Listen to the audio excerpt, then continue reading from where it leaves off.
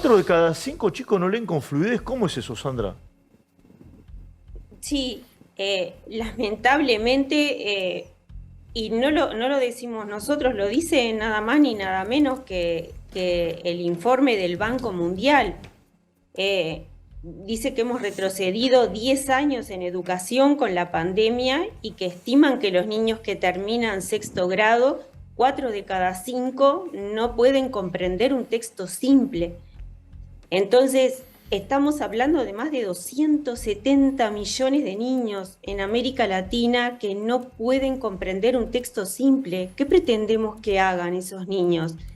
Ahora, la pregunta ¿Qué es un texto simple? Que leen, por ejemplo, la madre hoy fue a casa de la abuela a llevarle una torta. La abuela estaba enferma, así que mamá le llevó también unos remedios. Vos le haces preguntas literales y te las contestan ahí, y las inferenciales, ninguna. ¡Qué bárbaro! Perdón, ¿Qué es inferencial? Eso.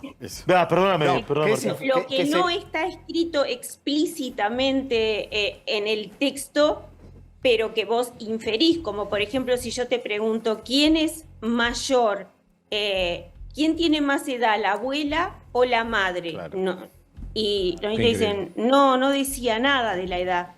Bueno, pero a ver, todo lo que vos podés sacar de un texto, aunque no lo diga Es tremendo, literalmente. es tremendo. No, entonces...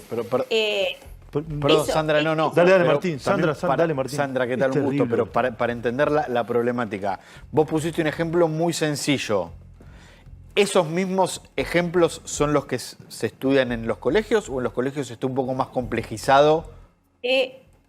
Sí, el tema es así. En lo que es el primer ciclo, primero y segundo, en cualquier país de América Latina, está centrado en que el niño aprenda a leer. Aprender a leer no solo de codificar, ¿no? Sino comprender lo que lee, porque leemos para comprender lo que leemos. Para que a partir de tercero empiece a usar la lectura para aprender.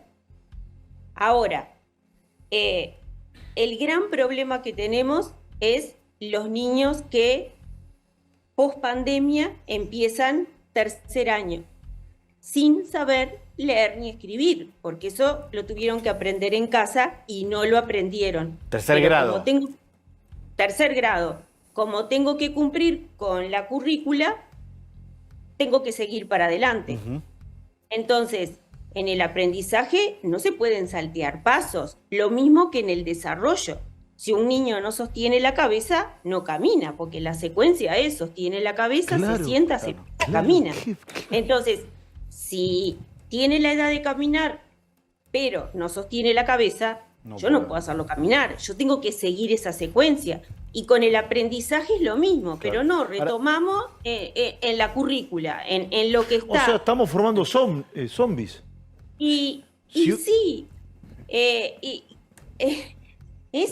Es una cosa increíble, ¿no?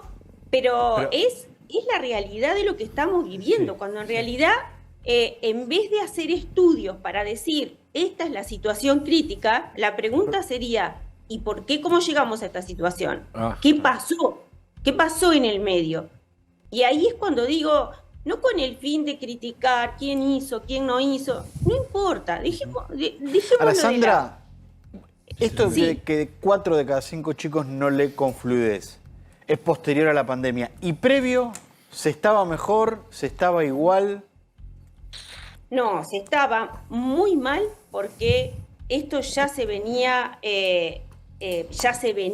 viendo. Lo que pasó en la pospandemia es que se dice que, y no lo digo yo, esto buscan el último informe del Banco Mundial y lo dice, ¿no?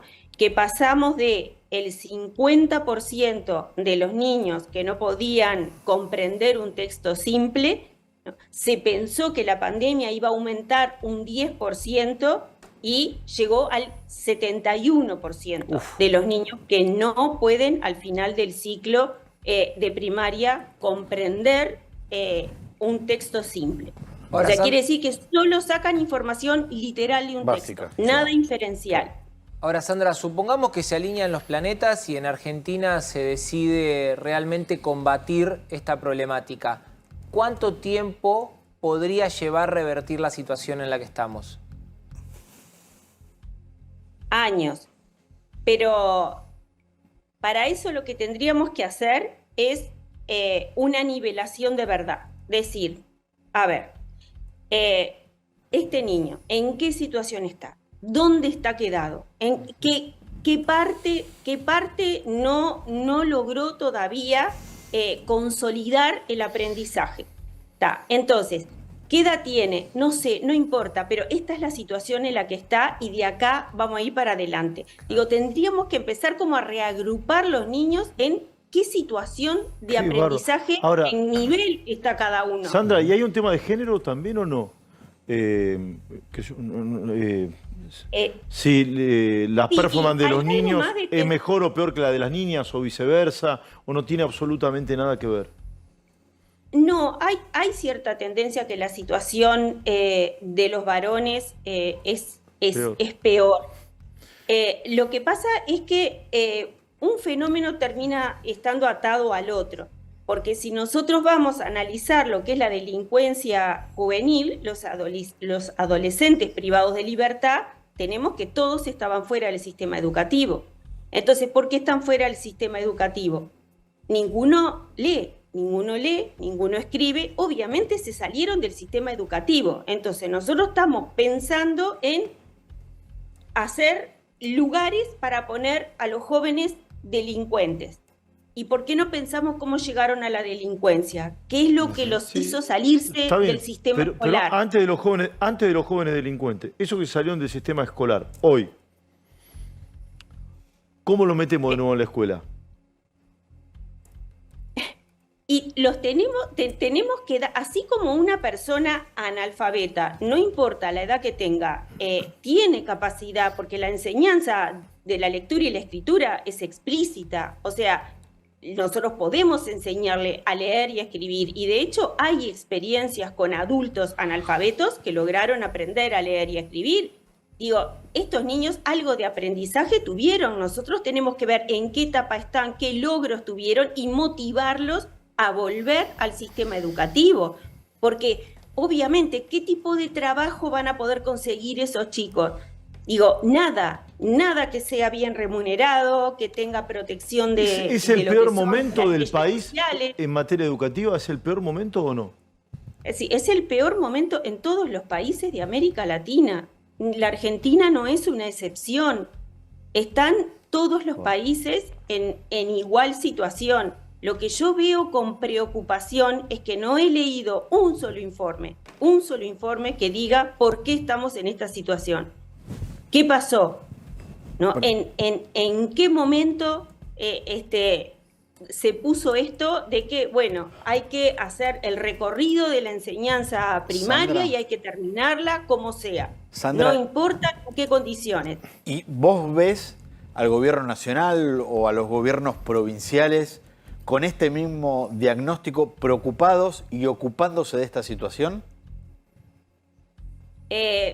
Yo veo gente que está preocupada, sí, que son conscientes de esta situación y los veo preocupados.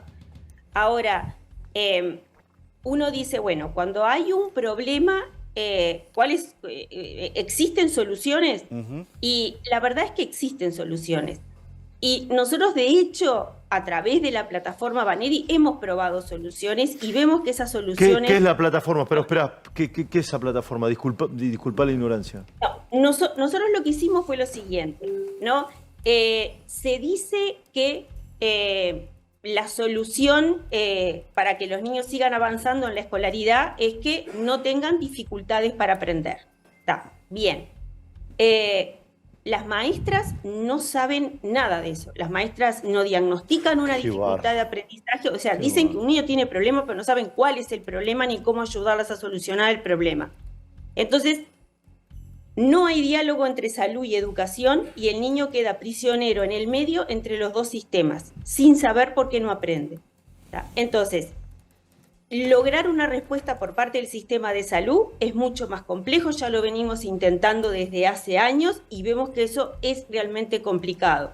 Entonces, ¿por qué no le damos a las maestras una formación básica para que puedan detectar en cada niño cuál es el problema que tiene, que no le está permitiendo aprender, y darle a ese niño las estrategias que necesita para poder solucionar esa situación y poder continuar con el soporte de su maestra un aprendizaje que le permite, Dale, Martín, por favor. logros reales en educación. Dijiste que los gobiernos están preocupados. ¿Y se están ocupando? No lo sé. No. Si se están ocupando, no, lo disimulan bien. Esto es muy personal, ¿eh?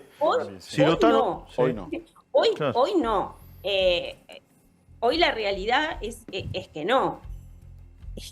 Es que no. Estamos mirando para el costado, ¿no? Porque no es una novedad lo que está pasando. Sí, tampoco es de ahora, ¿no? Esto se arrastra de hace tiempo. Empeoró ahora. Yo entiendo que tuvimos la pandemia en el medio, pero no le echemos la culpa a la pandemia porque es tapar el sol con un dedo.